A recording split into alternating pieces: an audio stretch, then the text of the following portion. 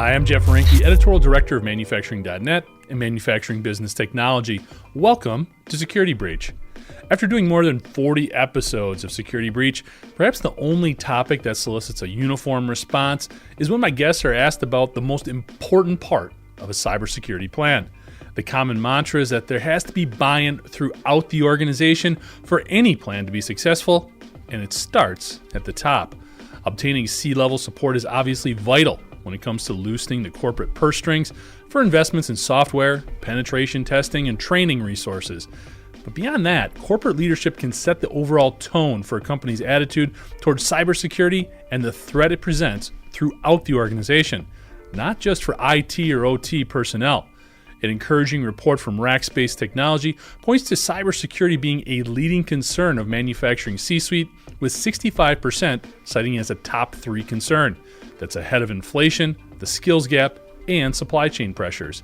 This should serve as encouraging news to this episode's guest.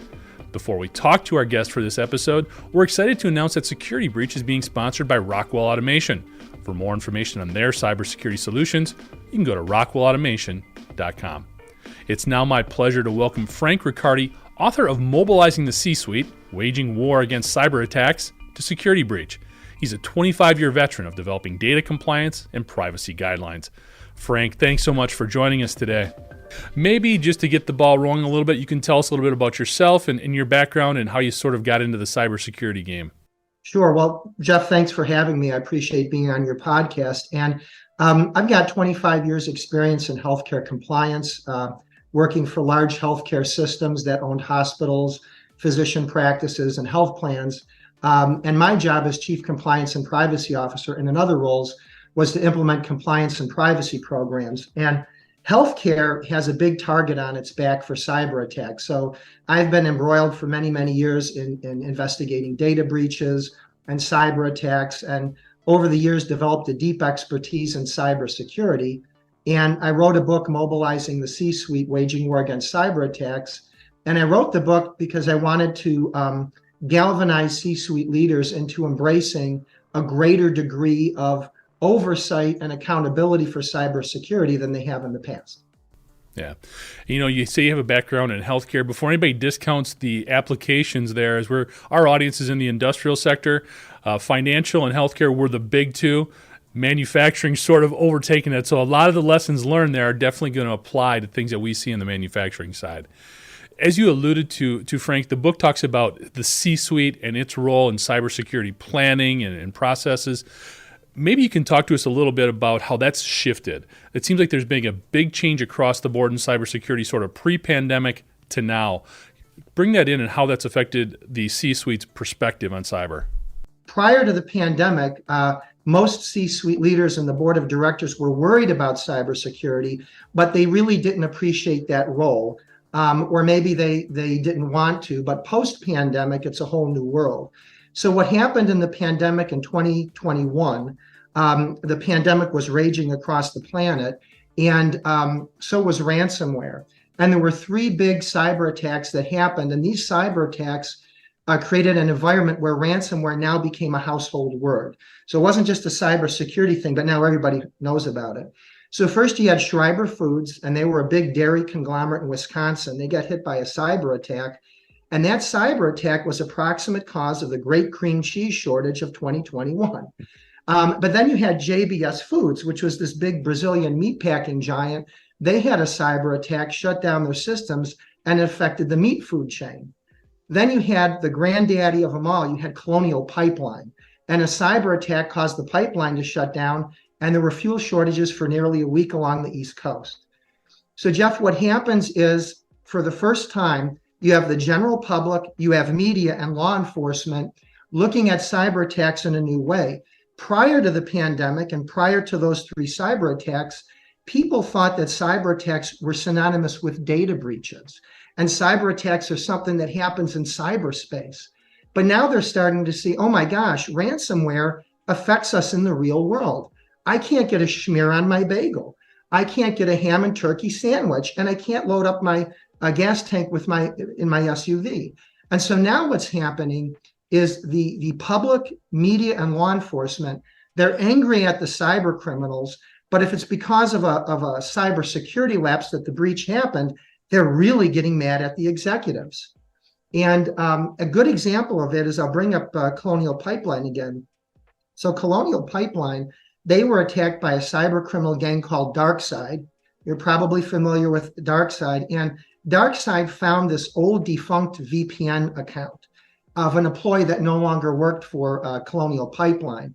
And nobody knows how they stole the password. They think that employee probably reused the password for another online account. There was a breach there. DarkSide stole the password and they stuffed it into the VPN account of Colonial Pipeline. And lo and behold, it worked. And they got into the system. They were in there for weeks on end. Nobody knew about it. They stole 100 gigabytes of data, and then they injected ransomware into the system. So there are all these congressional hearings, and the public learns that one of the issues were Colonial Pipeline, they didn't have a cybersecurity control, which everybody has. An employee leaves the company, you terminate their access to systems. So if they would have closed that old defunct VPN, the cyber attack would have been thwarted. On top of that, if that VPN account would have been protected by multi-factor authentication, well, DarkSide had the stolen reused password, but they wouldn't have had the one-time numeric code. Cyber attack thwarted. So what happens is the public, law enforcement, media, they make this connection and they say, well, wait a minute, we're really mad at the cyber criminals, but if the reason the cyber attack happened was because there was a cybersecurity lapse, you didn't close your accounts, you didn't use multi-factor authentication, maybe you weren't installing patches, whatever, the public is now just as angry at the C-suite as they are at the cyber criminals. And now the C-suite's seeing the heat, feeling the heat. The board of directors is feeling the heat. Some C-suite leaders have lost their jobs over cybersecurity breaches. And now finally, post-pandemic, the connection is being made where C-suite leaders are starting to finally realize, okay, I have more oversight authority. I have accountability and liability. I have to take this a lot more seriously than just being worried about it like I was in the past. Yeah. So are you seeing a transition from them delegating this and assuming, hey, the IT guys or the operational technology folks, they're taking care of this, I don't need to worry about it? Are they getting more involved in, I guess, what you would call maybe the blocking and tackling of cybersecurity? I wrote the book Mobilizing the C-Suite because I don't think they're getting involved to the degree that I'd like to see them get involved. It's not enough to hire the best CISO on the planet and have a great cybersecurity team. They have to provide effective oversight, and it means that they have to understand the basics of cyber hygiene. They have to understand the threat vectors. They have to understand what it means to have an effective compliance program so that they can ask the tough, hard questions of the CISO and also the board of trustees or the board of directors so they can have the tough, hard questions, but also so that they can support the CISO, make sure that the department is the right size, not a bare bones cybersecurity program. So I think there has been a sea change. I think it's a little bit all over the map in terms of companies fully supporting CISOs and companies fully taking on accountability, which is one of the reasons why the Security and Exchange Commission has been exercising their rulemaking authority to force executives at publicly traded companies to be more accountable. So I think it's a lot better after the pandemic than it was before the pandemic. So I think it's a lot better, but I still think there's a ways to go. Excellent. In the manufacturing sector, we talk a lot about digital transformation, which is a great positive in terms of creating operational efficiencies, but it also opens up a lot of gaps potentially for cybersecurity. Are you seeing the C-level individuals in a manufacturing or an industrial setting getting more involved in saying, hey, look, we need to have cybersecurity as part of our digital transformation strategy, or is it still being pushed down the line a little bit? Digital transformation, by its very nature, raises cybersecurity risk. It's just the nature of the beast. And it doesn't mean you don't do it because you'll get left in the dust if you don't do it. You have to do it, but you proceed with caution. And there's two reasons why I think digital transformation is hard. One reason is throughout the entire process, very often, you're going to have a misalignment between the CISO and the cybersecurity team and the management. And it's going to be the age-old battle of user or customer convenience versus cybersecurity. And a lot of times, consumer or customer convenience will win.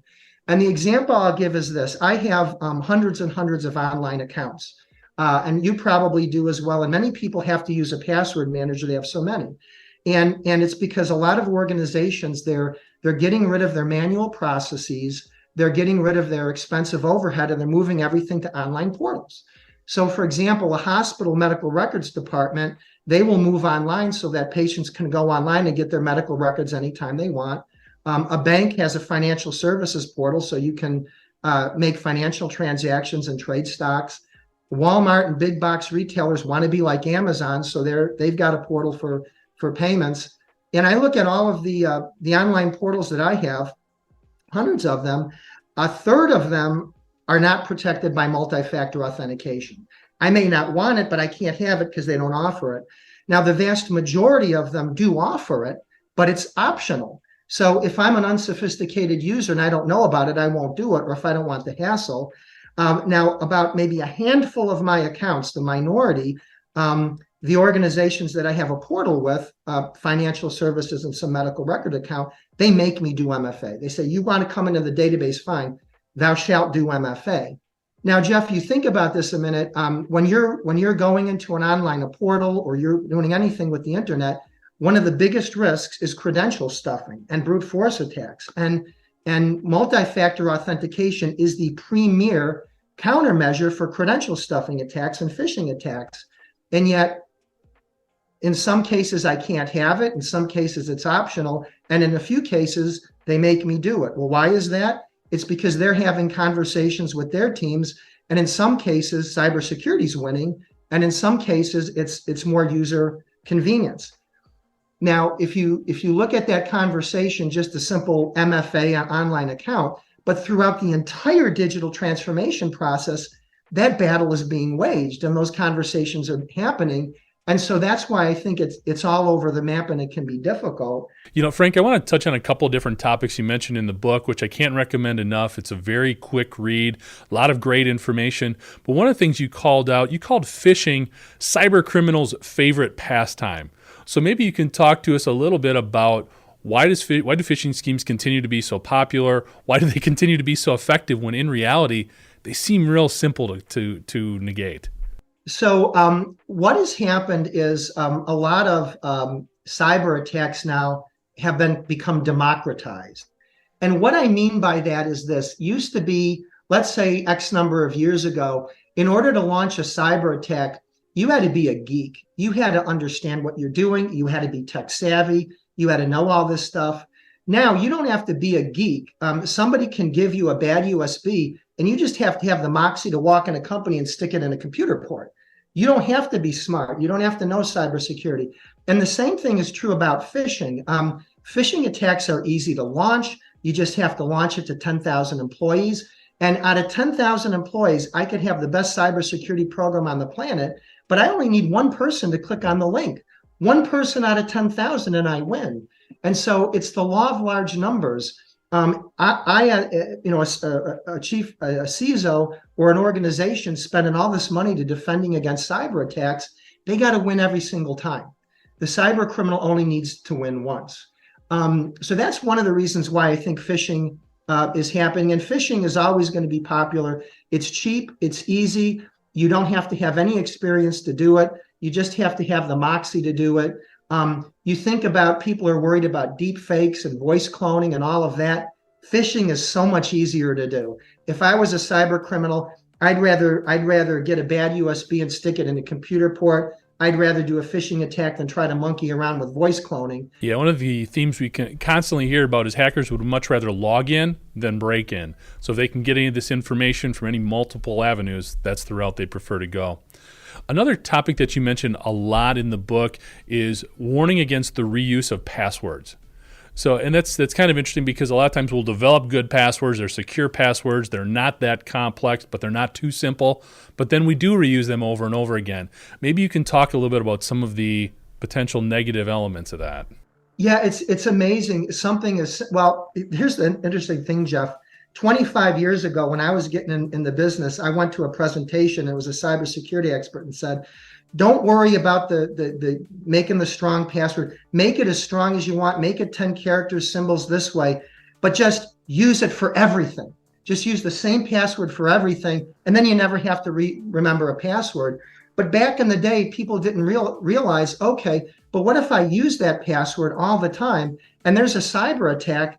And now what's going to happen is cyber criminals are going to take that password and they're just going to spray it to all these online accounts. So my one reused password, I can have the strongest password on the planet, but if somebody gets it and I'm using this password for my Bank of America account, my medical record account, I'm using the same password. All they have to do once they steal it, or there could be a breach and cyber criminals sell it on the dark web to other cyber criminals.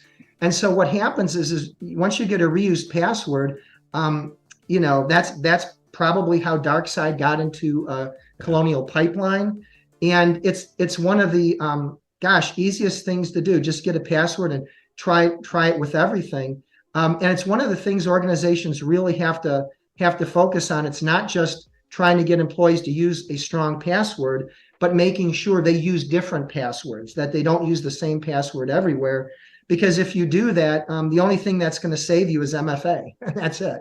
And if you're not using MFA, they'll just plug your password into an employee account or a medical record account.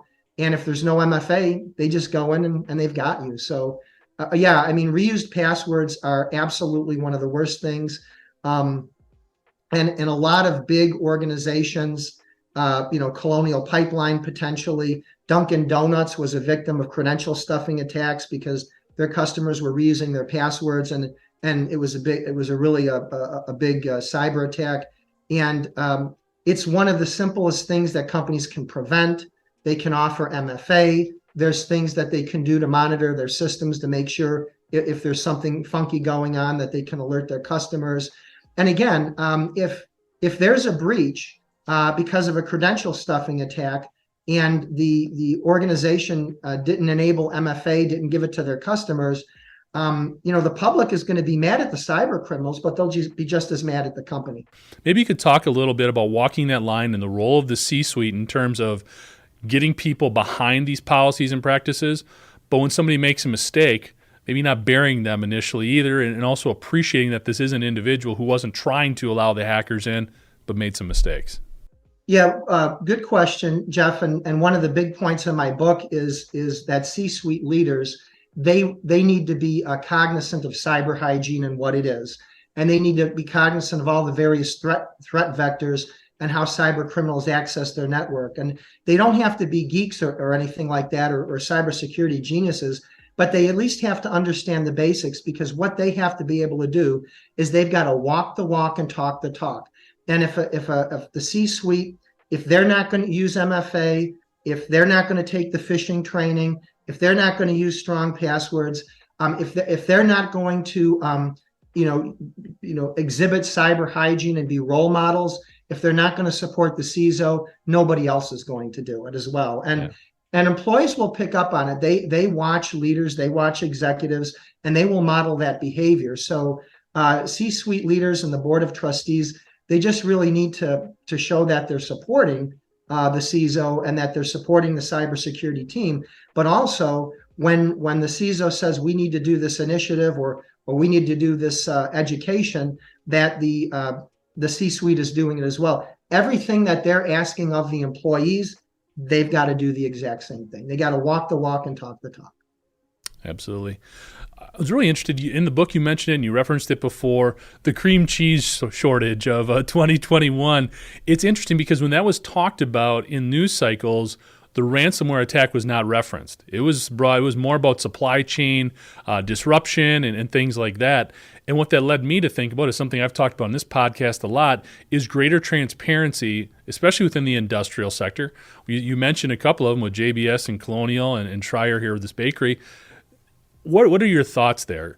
How can we do a better job of sharing some of this information, not being so afraid to share information for fearing the fallout, so that we can develop some better practices, whether it's for a certain type of attack or even a certain type of attacker? Yeah.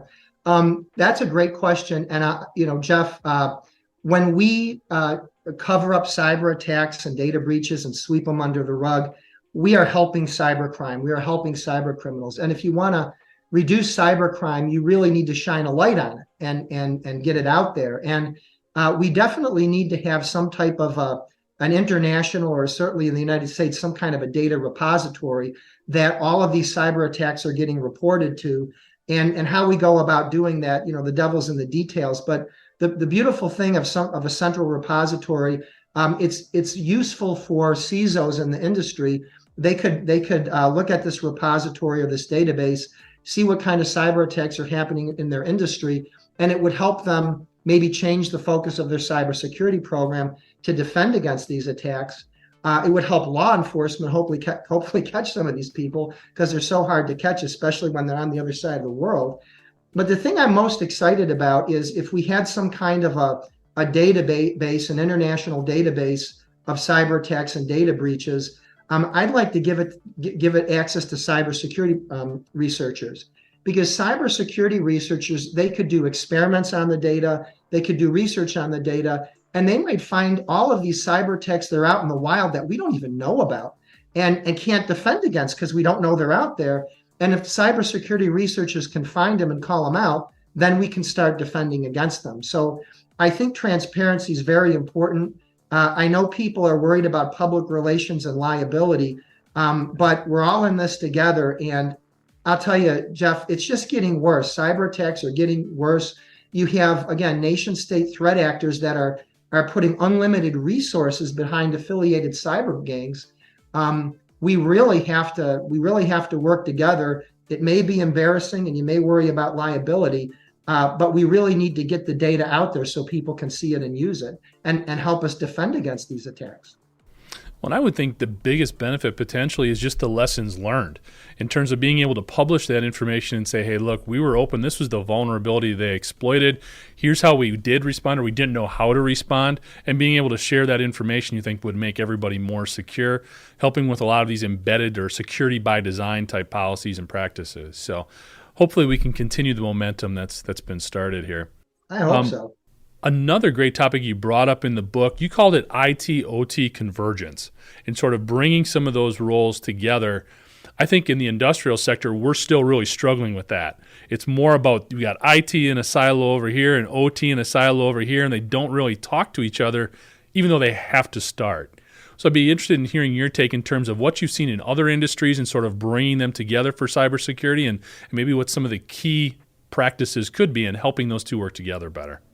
Yeah, to me, it's almost like digital transformation. You have to bring them together, or you're going to get left in the dust. And the way technology is happening, they are going to be brought together eventually. I just look at the Internet of Things and smart homes and all of that, and it's really difficult. I don't know how you do it without. I don't know how you come up with a really good cybersecurity platform or cybersecurity strategy unless you get all the big technology firms getting together to try to figure this out as well. And I don't know how you get Apple and Microsoft and Google to all get together and play in the same sandbox and bring in the government. Because here's the problem, Jeff. Again, I'm looking at the small rural hospital. They can't fix this. I'm looking at a small automobile dealership. They can't fix this. You look at an industry that's trying to pull things together. And again, it's hard to do it on your own when you've got competing technologies, you've got competing information systems, you've got competing platforms, and you've got multiple different vendors competing with each other.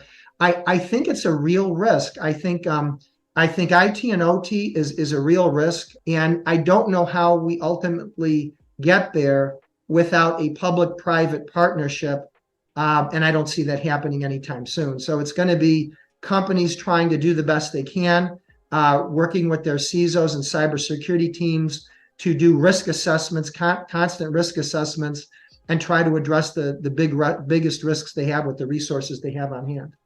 Yeah. I think what it's going to take is the public sector really coming to the private sector and saying, look, we don't care about your data.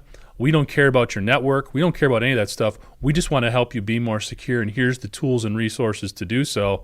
And the private sector being able to accept that and not worried about Big Brother sort of coming in and stepping on toes. Yeah, not worrying about regulations or blame. I mean, how do you do this in an environment where the company's not going to be blamed? But yeah, I would agree that is, we have to have a public-private partnership. Good. Got to ask you, you mentioned it throughout the book. You mentioned it a lot here in our conversation. Ransomware. It's a huge topic, continues to escalate and grow. Part of the reason being a lot of people pay the ransom. What's your take? If you're in that situation, what is your overall advice? Do you pay the ransom or not? Well, the first thing you need to do is you need to make sure, are you legally allowed to pay the ransom? Because the Department of Treasury, they have a division called the Office of Foreign Asset Control, and there's a database called the Specially Designated Nationals. And it's like a list. If cyber criminals end up on this list, you've got drug dealers and terrorists.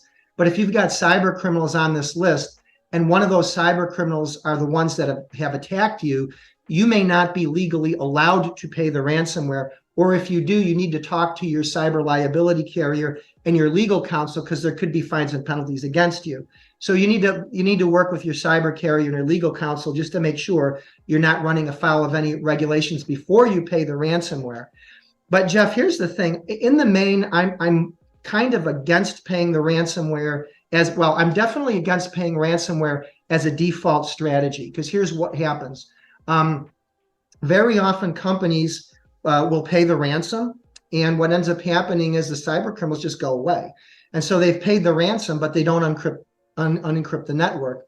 Or what will happen is they'll pay the ransom to the cyber criminals, and the cyber criminals, they're human, they make mistakes. They don't have the right decryption key, and they can't unencrypt it.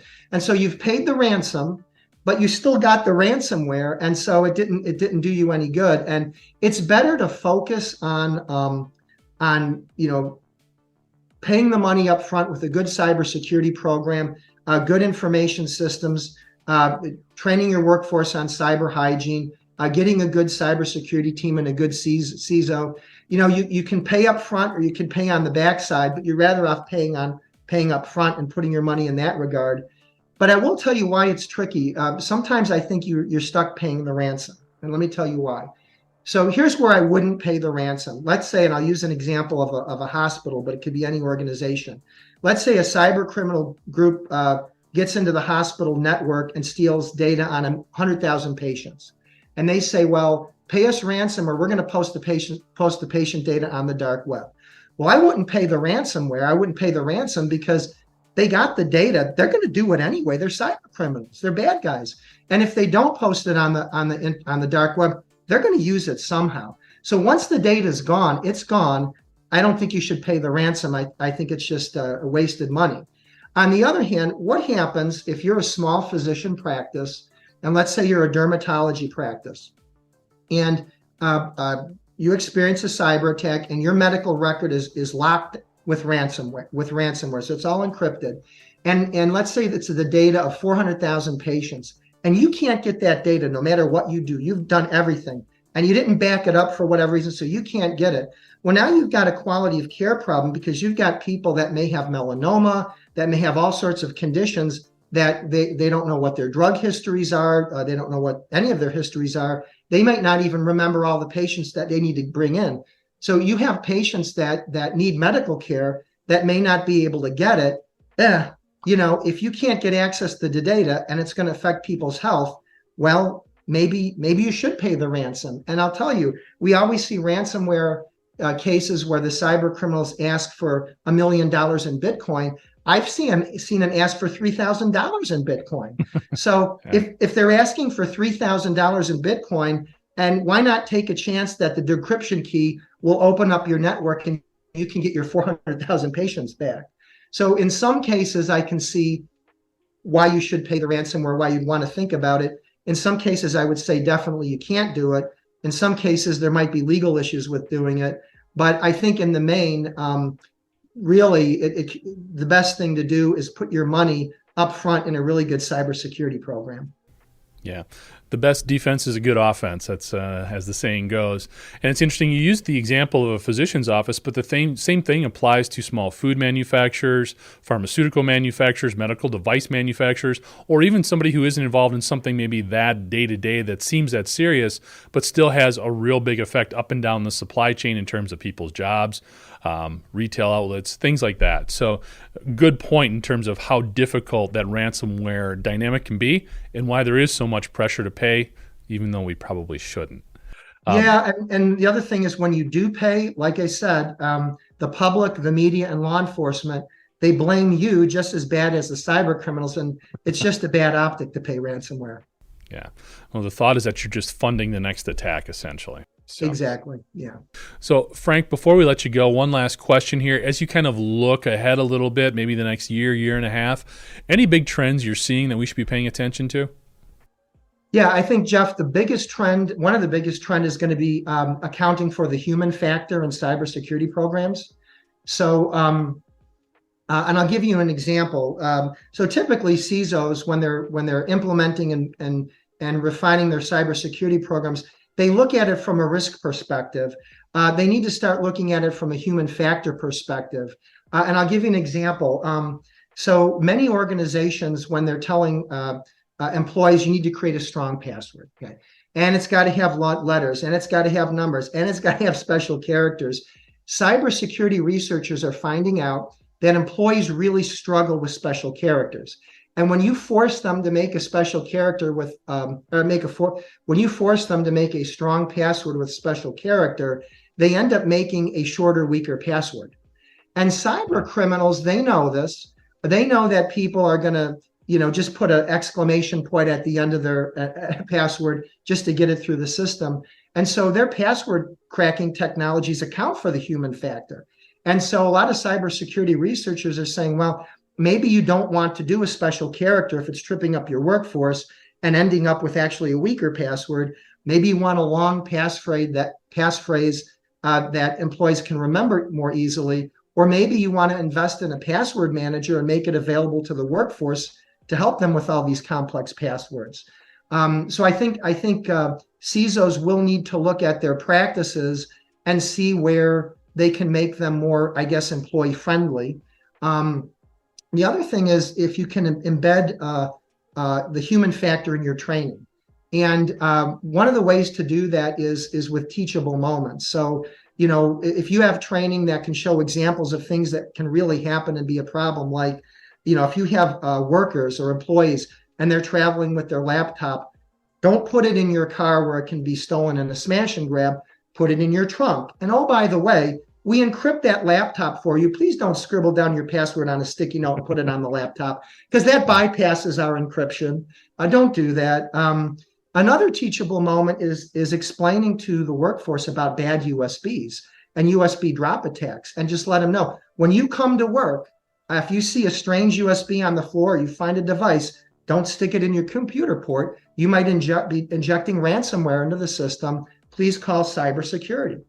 Another thing that I think we can do with the human factor is more showing and less telling. And an example of that is a lot of organizations provide phishing training, and they will explain to employees, you get a strange email, don't click on the link, you're going to inject ransomware into the network.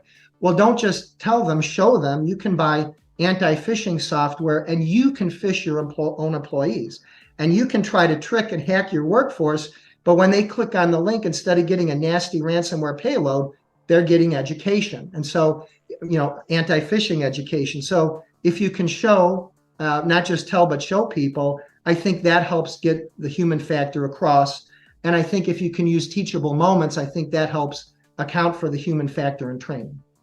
No, great thoughts. Really appreciate it, Frank. The book, again, Mobilizing the C-Suite, Waging War Against Cyberattacks. Frank, where can our folks get a hold of that?